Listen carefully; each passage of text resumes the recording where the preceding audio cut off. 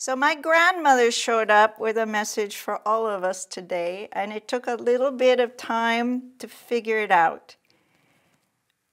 I was in meditation this morning, still meditating on the word compassion, and still trying to find a way to better express holding space for someone else. And when that person is in their dojo, is in their, I call it the arena, when they are in their initiation, and for sure there is trauma drama. And I thought of my grandmother with her big bosoms and her big, perfumey, soft hug that I used to escape into when I was a little girl. Soft, warm, safe. And I asked myself the question, do I offer grandmother's warm, cuddly love to others? Yes, I do. I do with babies. I do with children. I even do with little animals. Do I do it with adults? Do I do it with noble heroes? Do I do it with my students? Sometimes, yes, but I had to think about it. I had to address we need to hold space. And in holding space, we stay outside of the trauma drama, but we hold space. So I am aware that there are multiple levels of love, compassion, and Milan had turned his head when I said 7 levels, so I had to go and look them up, and here they are. And my Latin is probably terrible. Philia is friendship. Philantia is self-love. Eros, romantic love. Agape, universal love. Storge, I don't know if I said that right, the love between parent and children. Ludus, which I love, is ludic, which is playful love. Pragma, love founded on duty and responsibility. So there's love for everybody.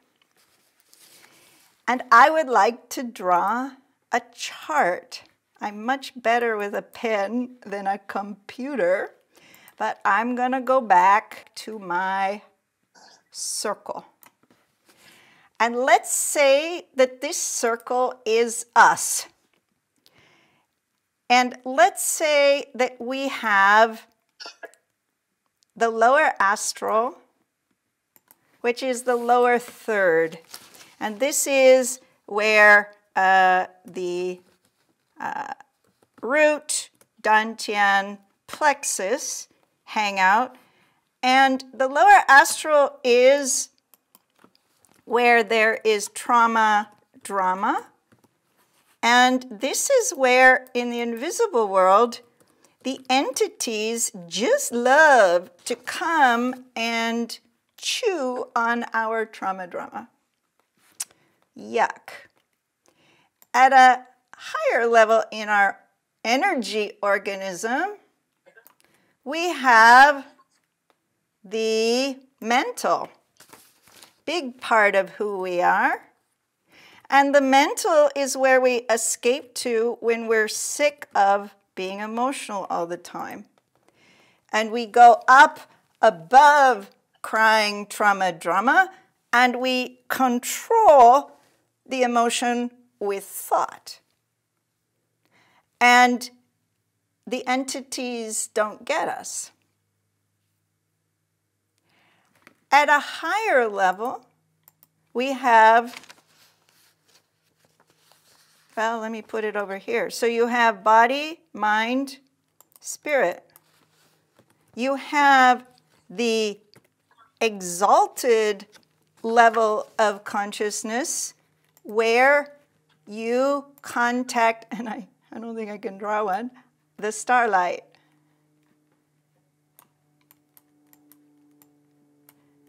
Oh, look at that. And the starlight feeds us, and we want to rise up to the starlight. So in our teenage years, for sure, family years, for sure, grandma years, we are in the astral level of communication with others. It is social, emotional. It is taking care of other people's feelings as we take care, you know, of our feelings. But we are in the soup. How long do we want to be in the soup? So I could also do another drawing of the Sephirotic tree. Well, let's just say I can't teach all of that, but you place yourself in the Sephirotic tree with a certain choir of angels. There's more than just the Ashim, who actually help you because you have a certain mission, and the angels are to help you with your mission. So if you're down in the lower quadrant of the Sephirotic tree, you are here still very connected to the human workshop of suffering. If you are connected to archangels at the higher level of the tree, you're visionary. I'm up at Hakma. I am not down in the stuff because that's not my mission. It is other people's missions, which is why if it's too much, you pass it to someone else. So the question that I wanted to think about to deliver to you is, how long do we stay holding space for someone who is in their swamp, in their trauma drama? And that's what I was meditating on this morning. And what came to me was, aha. Do you know the experiment called entrainment with metronomes? There is an experiment where you can start a whole room. You know a metronome for the piano? It gives time. It goes tick, tick, tick, tick. And musicians use it to stay on beat. So you got one going like this, and then you do another one jaggedly, and they don't match. In 21 minutes, they match. This is a concept we use in Tama-Do because why do we do our Da Yin Fa in the morning? Because it takes 21 minutes for us to entrain and be in alignment.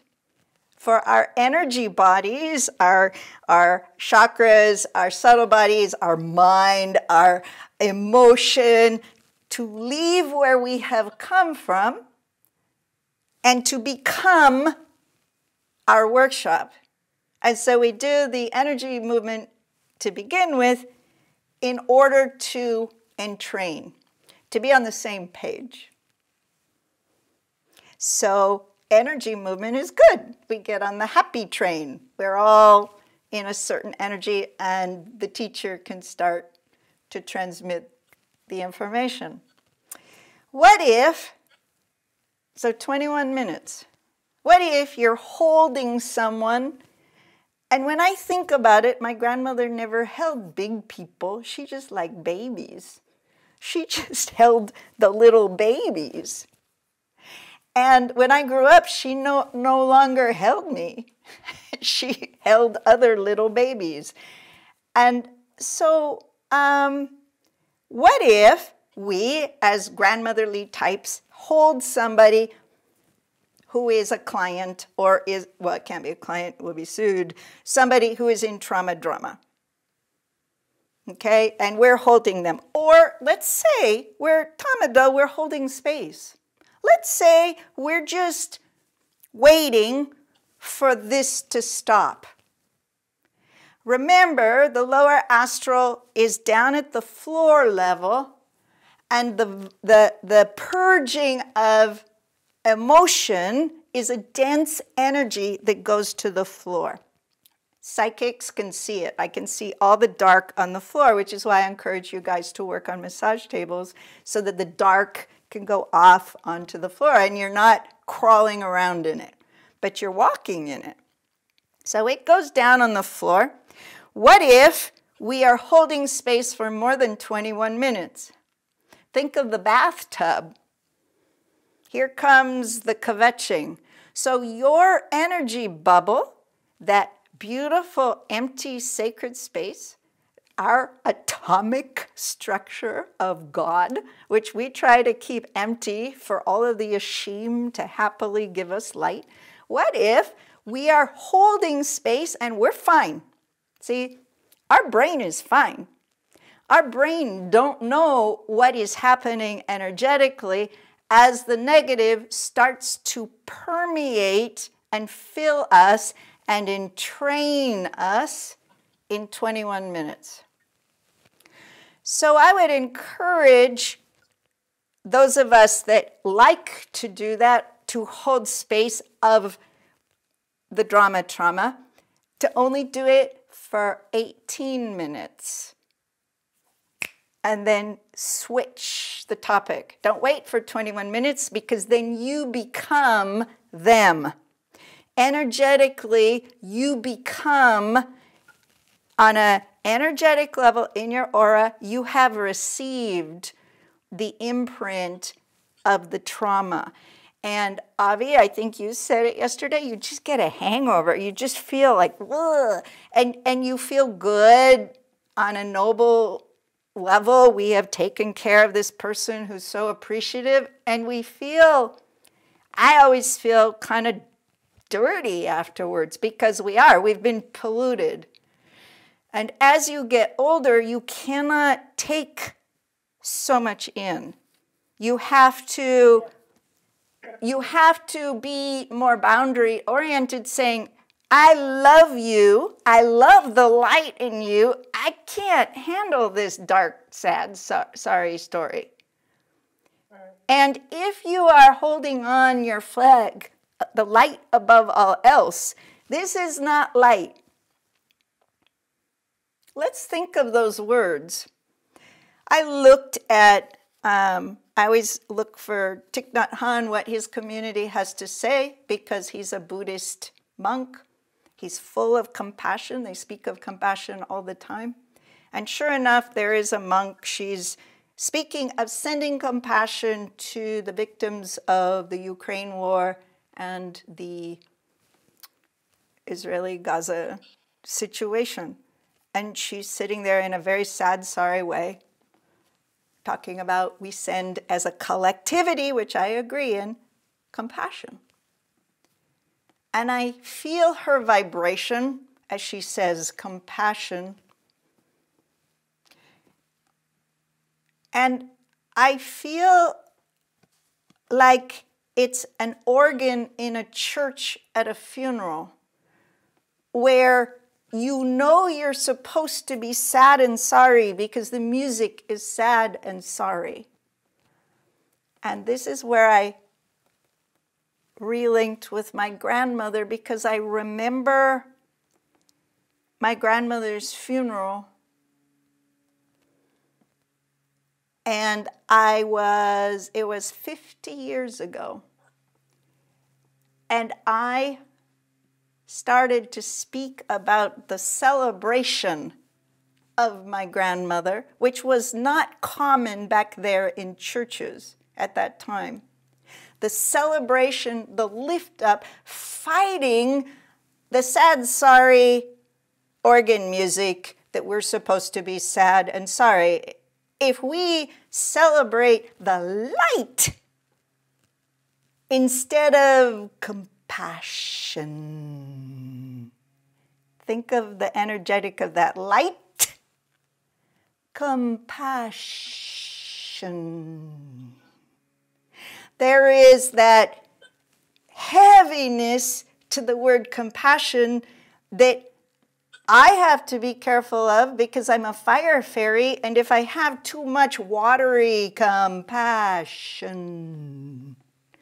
it takes me down.